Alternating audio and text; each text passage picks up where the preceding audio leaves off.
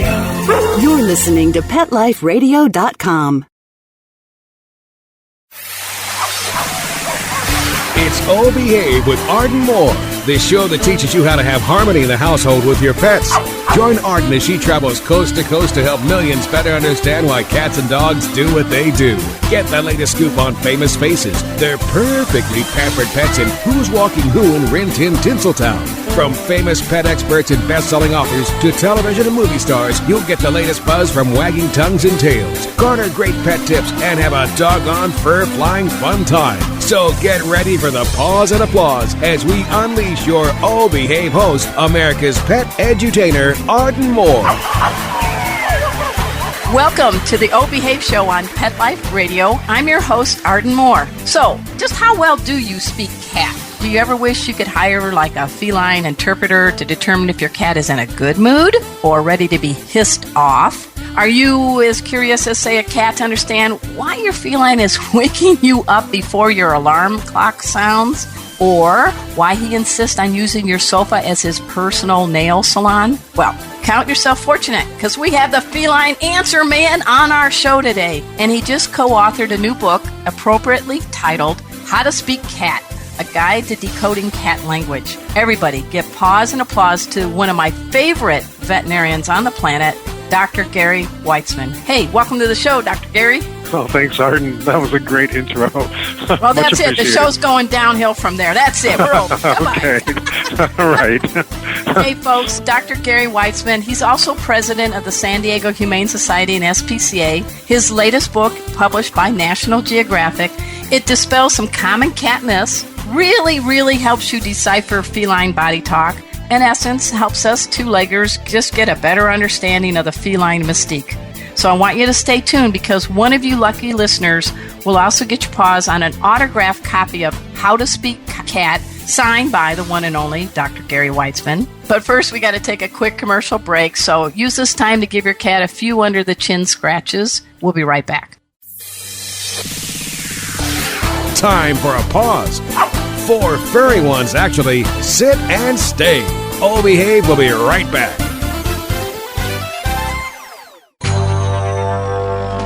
It's DesignerPetSweaters.com. Hand-knitted designer sweaters for your precious pup or cool cat. Beautiful couture patterns for your pets, including custom-knitted formal wear, casual wear, yachting, and even sports-themed. Many designer pet sweaters include feathered tammy hats, top hats, and a lot of sparkle. Each sweater includes leg loops, front paw sleeves, and leash opening. Visit DesignerPetSweaters.com to order your 4-legged fashions today. Large or small, we fit them all. DesignerPetSweaters.com.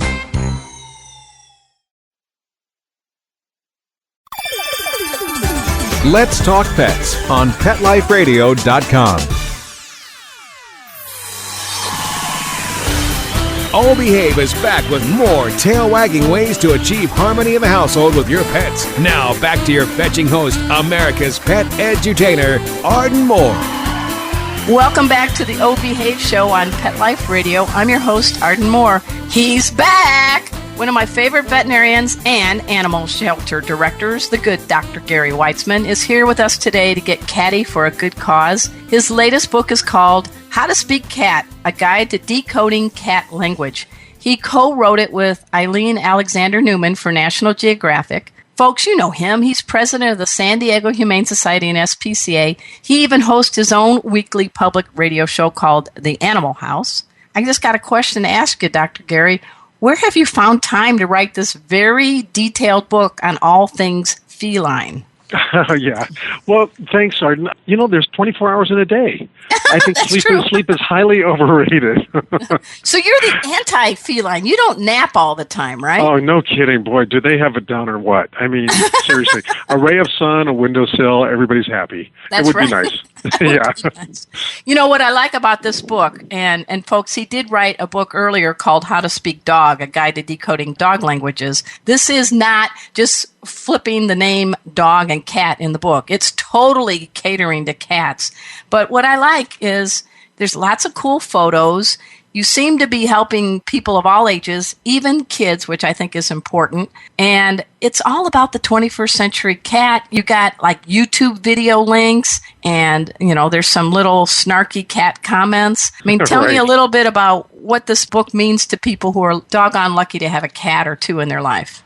Yeah, it's funny because when we started the series, How to Speak Dog, a few years ago, and then what came out of it, How to Speak Cat, it was targeting kids. And what we found was that it was great for kids, but adults were interested in it. And Arden, my shelter, and we've got quite a few people here, upwards of 300, who are, long shelter, animal welfare people. And I went to them, what do you think about this? And what do you think about this passage in the dog book? And what do you think about this in the cat book?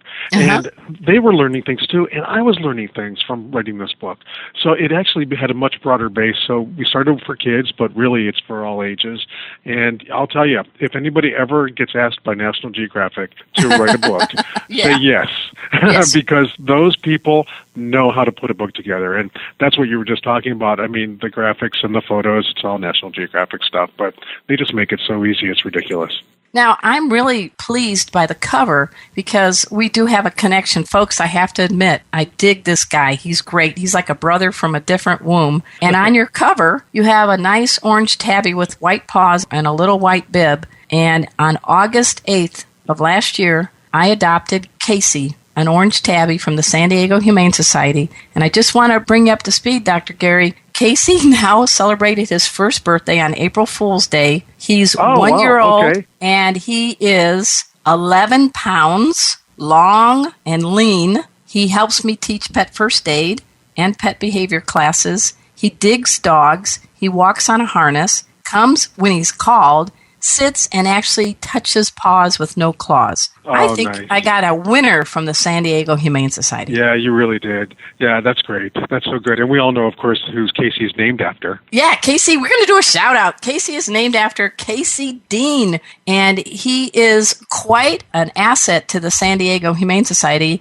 He's a good friend of ours, so give a little 411 on Casey Dean. Yeah, no, Casey's great. He was the editor and publisher, all in one, of San Diego Pets magazine, and he came into the Humane Society last year. I think probably at your Casey's 1 year anniversary is actually our Casey's 1 year anniversary. Oh, that's ironic. I know. It's amazing, seriously.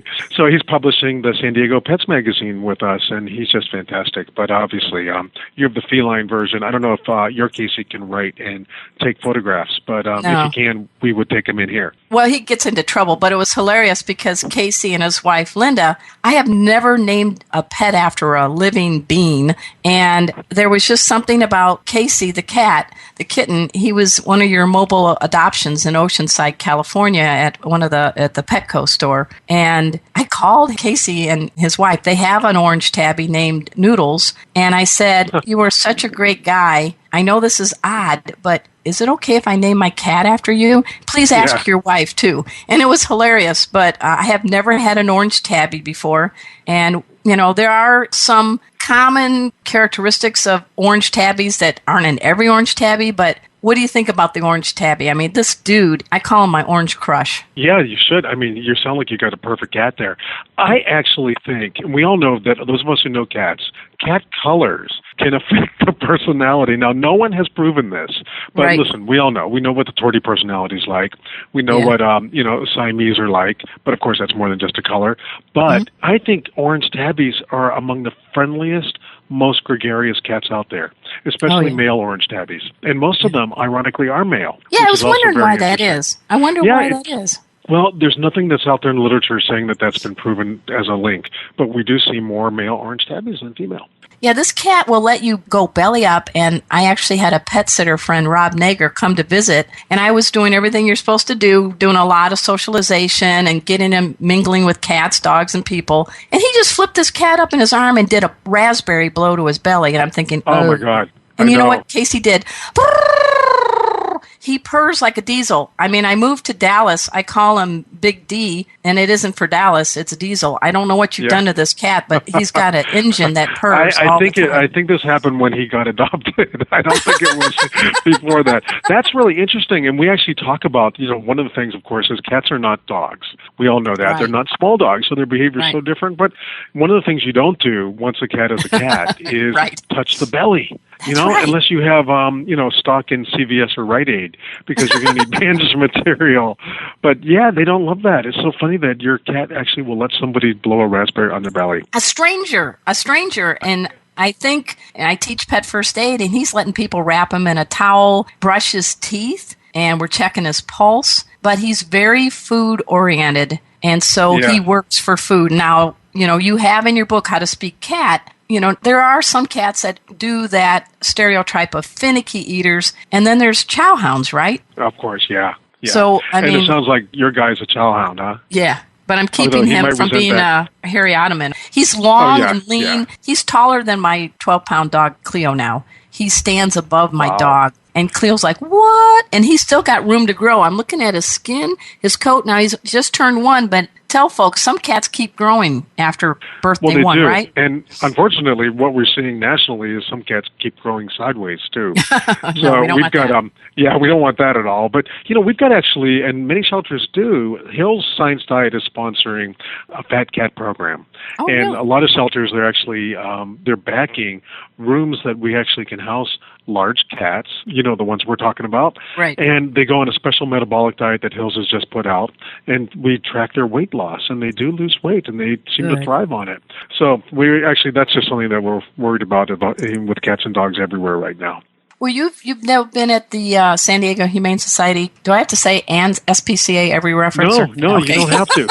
No, by all means. That's a mouthful. But you've been there, 3 years now? 4? Yeah, coming up to 3 years. It seems like I've been here my whole life, and it's been great. But, it is nice to have a lot of things to work on, and that's why, writing the books and doing other things is so helpful. It keeps you involved, and you get to meet neat people and hear about other things that are happening, and try to tie in, animal issues all over the country. Animals don't know what zip code they're in. And I think we as a nation have to look at the entire country. And until everybody is safe, nobody really is. No. Now, if folks go to sdhumane.org after the show, they're going to learn a lot about what's happening at the San Diego Humane Society. A couple things I want to ask you about. First of all, it's pretty cool. You got a 4-star charity ranking. Explain that. Oh, yeah. Charity Navigator does rate charities, and 4 stars is the highest they can give. And, we're happy to maintain that, and we want to make sure that, like any good nonprofit, that people understand that we're hopefully well-run and we're conscientious and responsible with donations and have a good ratio of how much actually goes to our programs, which is well over 20%. Well over 80%. 20 would not be good. 20 would not be good. But that's what gets you a 4-star rating. Yeah, we have to watch that. But I saw it's you good. in Tahiti. I don't know. Was that where the other went? I'm just teasing. I know. And the other thing is, when you took over for a long time, cats were in the same area of your shelter in Oceanside as the dogs. Talk about the decision to have a separate place and how important that's been for cats and rabbits and other small mammals. For everybody, and for dogs too. Yeah. Well, because Arden, you lived in Oceanside, and so when we merged with North County Humane Society in 2010, there was a relatively small shelter, kind of old style, but very okay, and the cats and dogs were pretty much living together, and not in the same necessarily room, but very close proximity. So the stress for those cats of all those dogs barking and carrying on as dogs can do was really making those cats sick. And we know now that dogs and cats in shelters' biggest enemy is stress. So we really want to make sure that we decrease their stress levels. So we, within 6 months, went and got another facility across the street. Actually, it's way across the street. It's about a mile across the street. And then opened up a cat facility so that we can move the cats out of there to a more quiet environment. And it's almost spiritual where the cats are now. It's very quiet, nice music. We just put better, air control in there, and it's much better for the animals. We, of course, want to have no animals in the shelter. We want them to all stay home. But if you have to, we want to keep their stress down. Well, I've been there, and I swear they're singing, meowing, "Kumbaya, my cat." Well, it takes a while to teach them that, yes. It takes a while. Yeah. But now you're in one of my favorite cities with one of my favorite shelters and a great friend of mine, James Bias, who runs the Texas SPCA in Dallas. And that's an absolutely wonderful facility, too. And I don't know, Arden, you haven't been there that long, but you have to go visit it. And he's just fantastic, and the shelter's fantastic. Well, we need an introduction because I know some of the folks at the SPCA of Texas, and I've taught some pet first aid classes there when I was going back and forth when I was living in San Diego. Oh, okay. But I would love to because I agree with you. I think it's well run. It's a great shelter. And in fact, I'm redoing my will, and I have millions. Okay. I have millions. You know me. Of course. But a percentage of, don't kill me off, but a percentage will be going to San Diego and SPCA of Texas. Oh, well, that'll buy Texas, a bowl of kibble, maybe yours and okay. San Diego But it'll Humane be good Society. kibble. And, so don't kill me off yet. I plan to last. Okay, we won't. While. We want you to stay for a long time. But your shelter and theirs, I give it 7 million paws up. Oh, that's great. Yeah, they're wonderful, and of course I'm biased about my own, but just because I'm surrounded by people that are way more talented than I am, and that's always helpful. All right, so you're going to introduce the good James to I would love to. I'd love to. All right, that's cool. All right, that sounds great. But we're going to take a quick commercial break, everybody, and remember, I want you to know that we're giving away a book written by Dr. Gary Weitzman, How to Speak Cat, a guide to decoding cat language. It's real easy, folks. Just go to Arden at 4-Legged Life and put Speak Cat, and we're going to pluck out a lucky winner, and he's going to personalize the autograph for you and your feline friend. And we're going to learn more about how to speak cat after we take this quick commercial break. So everybody, sit, meow, groom, go get a little bit of kibble. We'll be right back. Time for a walk on the red carpet, of course. All Behave will be back in a flash right after these messages. Amazing Pet Expos is coming to a city near you. Admission is always free, and your pet is welcome. Shopping, adoptions, free nail trims, discounted shots and microchipping, agility, a pet costume contest, and much more. Plus, meet the guys from Animal Planet's hit TV series Tank and Pit Boss. Online at AmazingPetExpos.com. Bring your pets to the Pet Expo. Let's talk pets. Let's talk pets On Pet Life Radio. Pet Life Radio. PetLifeRadio.com. Hey everybody, this is Jackson Galaxy from Animal Planet's My Cat from Hell, and I'm here with Arden Moore on the wonderful O Behave show on Pet Life Radio. Don't miss it. We're back from the lot. Just checked the paper and we had a record showing at the box. The letterbox, that is. Now back to O Behave. Here's Arden. Welcome back to the O Behave Show on Pet Life Radio. I'm your host, Arden Moore. We have Dr. Gary Weitzman on the air. He's very comfortable behind the mic. He's also making a difference not only in San Diego but nationally to help improve the lives of cats, dogs, and other critters. And, you wrote this book, How to Speak Cat. I was hoping we could have a little fun with it. Your book talks about, the history of cats. I love also the section you have that explains some of the differences between cats and dogs. And as you started saying, my favorite comparison, cats are skilled hunters, dogs are bacon beggars. I mean, tell us a little bit about the difference between cats and dogs. Sometimes we say a cat is so cool, they're almost dog-like, but I think in the feline circles, that's probably really, really kind of an insult, right? It's an insult. I think it is. Yeah. And the old adage, we're friends to dogs, but we're staff to cats. Yeah. So there's lots of different personality types. But no, cats are hunters, and we all know that. All of us that have cats, and that's their play. That's their Disney World, to hunt. And a lot of their behaviors and a lot of their misbehaviors are based on either not being able to exercise that natural inclination or, being able to do it too much. So it's interesting. I have found, and you probably too, Arden, most cat owners really do understand their cats, and I think more than most dog owners understand their dogs. How do you Because mean? when you have a cat, you really know what that cat's doing. I mean, Right. You know that cat's getting you up at 4 a.m. because she wants breakfast, or you really do know what your cat's behavior means to a lot. to a great extent. And so in the book, we try to outline some of that in case any of it's a mystery. But I found that more cat people really are more fluent in cat behavior than dog people are with dogs. And That's I love them both. Right. But maybe dogs are just more, they're food motivated, but, why they chew up the wall, why they don't want you to leave, all of that. For cats, it's, you kind of know when your cat's waking you up in the morning. The things that you don't know are that a lot of misbehaviors really are due to stress. So that's where we try to address in the book, to try to figure out what is causing the stress. So give me a couple examples. Give me a couple examples so to help our listeners. Okay, one of them we talk about in the book is, and this is a shocker for a lot of people, you think your cat is thrilled to watch a bird outside on a branch when you have an indoor cat, which of course we always promote having an indoor cat because of cars and coyotes. Right. Also good to know where your pets are.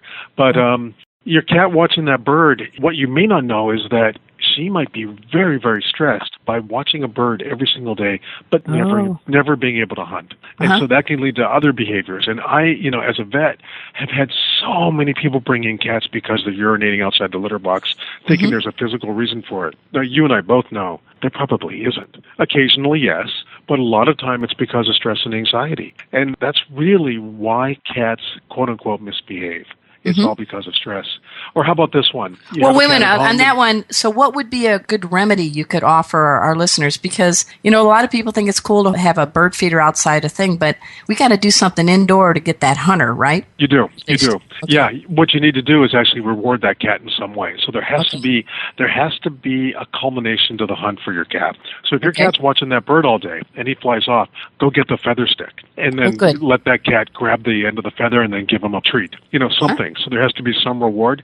Make it a game. And if you make it a game, your cat is getting so much enrichment just in that 10 minutes that it takes you to do that you could actually alleviate a lot of behavior problems. So that's a simple solution. The sadder solution is when you have a cat that you really can't placate because she really wants to go outside.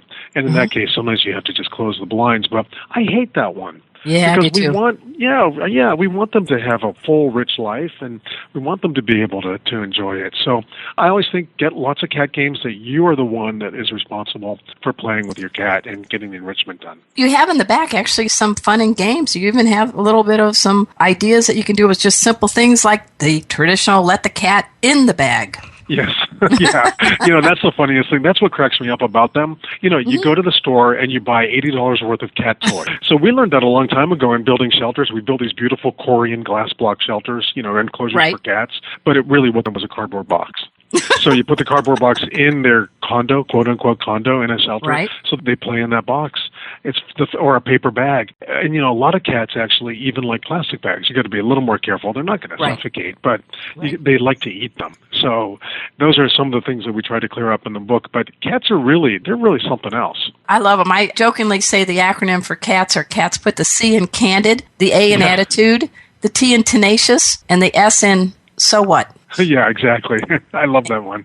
And I think when you do that, but in your book, you're really going from body part to body part and then putting it all together, because I think maybe with this notion that cats, they're not pretending to do something. They really are pretty much candid. Don't you agree? Yeah, what you see is what they want you to see. I mean, it's honesty. It's true honesty. There's nothing's cloaked about it. Yeah, we do. We try to say, what does it look like? What does this mean? And we actually always have in mind children as we were trying to develop their animal-loving instincts. Right. What does a swishing tail mean in a cat? It's very, very different than what it means in a dog, of course. Right. So those are important. Or the ear positions. We go through some of that, which a lot of us know intuitively, but sometimes you can get it wrong. And we did the same thing with the How to Speak Dog book, because that one is really important, because kids should not approach dogs that they don't know, and want to make sure that people know that. Hey, I've been fooled. I've gone to pet a dog that, you've got to really read body language. And that's what we tried to outline in that book. But same deal with cats. Right. They're complex, but understandable. And I think that real men love cats, and I know you do, but have you ever found, this is just an informal observation, that the more macho the guy, the more macho the cat name? Have you found that? No, that's interesting. My brother was in the Navy. Probably so, though. Yeah, my brother was in the Navy 20 years. He was a Seabee. What's he name his cat? Lager, after a beer. Oh, lager. Okay, nice. Oh, yeah, okay. I mean, I don't know if you've noticed that, I haven't met a guy yet that names his cat Fluffy. I was just going to say the exact same thing. That's so funny. No, you're right. I'm going to have to look out for that now. Yeah. It could be in a whole new, veterinary study. I'm sure they'll get millions of dollars to fund it. Oh, yeah, easily funded. Yes, yes. So what's coming up next for you, and how do people listen to your radio show? Well, the radio show has actually become part of CBS now. So Squeeze me! Congratulations! No, thank you. It was a public radio show, not NPR, but a public radio station out in Washington, D.C. that actually produced it. But after 6 years, we don't do that anymore, but CBS Radio has picked it up, and it's called Talking Animals. And you can get it as a podcast or, mostly as a podcast, I think, or online. But it's been fun. Is it weekly still? It's the way the podcasts work, it's all the time. Yeah. Okay. So we record about, I think, 3 of them a week. So they're on for about 24, 48 hours and then archived. But they're pretty interesting. And my co-host is the same guy I did The Animal House with, Sam Litzinger, who's CBS Radio Pro and been on for decades. And he's absolutely fantastic. And, by the way, an astonishing cat lover. Absolutely astonishing. Real men love cats. There's your next book. You're absolutely right.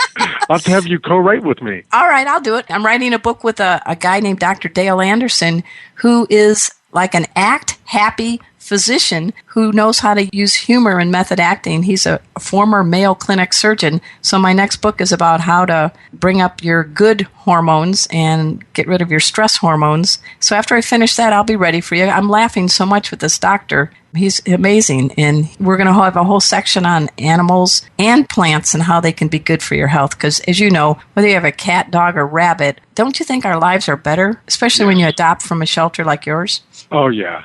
Or adopt from any shelter or rescue. Yeah. I mean, I think the animals add so much to our lives that really they make life worth living. So what, anything coming up this summer at the San Diego Humane Society that we need to alert our listeners? We have listeners all over the globe, even Singapore. Oh, really? Yeah. Oh, wonderful.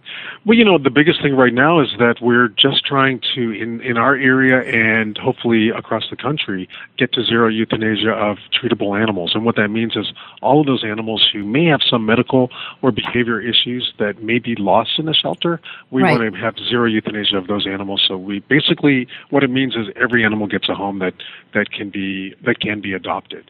And we're about to do that by July 1st of this year here in San Diego. And wow. That's the goal, though. But for me, really, like I said at the beginning, animals don't care what zip code you're in.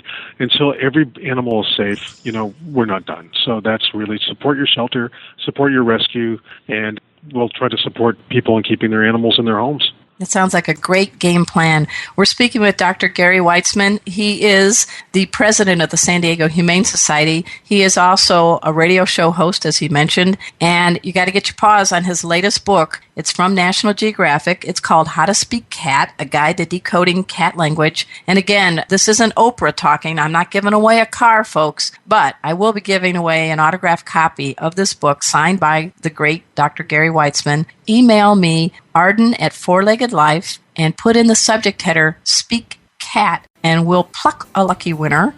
It's a great book, guys. It's got wonderful photos. It's got some snarky comments from cats.